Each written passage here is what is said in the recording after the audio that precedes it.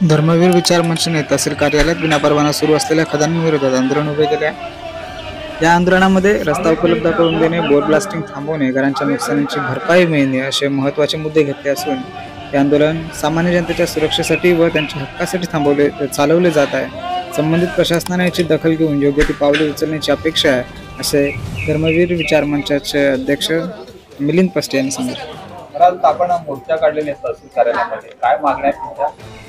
गेले 2 वर्षापासून डोंगस्ते गावचे नागरिक गावामध्ये असलेले 4 क्रेशर मशीन याच्यामध्ये बिना परवाना बोर ब्लास्ट केला जातो। सगळे शासकीय नियम धाब्यावर बसून हे कोणालाच मानत नाहीये प्रधान मालक। बोर ब्लास्ट मुळे गावामध्ये कमीत कमी 150 घरांना तडा गेलेला आहेत आणि 150 घरांना नुकसान झालेलं आहे। तर वारंवार पत्रव्यवहार करून प्रशासनाने लक्षच दिलं नाही। तर आज डोंगस्तेचे नागरिक व धर्मवीर विचार मंच संघटना यांनी विराट मोर्चा इथं आणलेला आहे।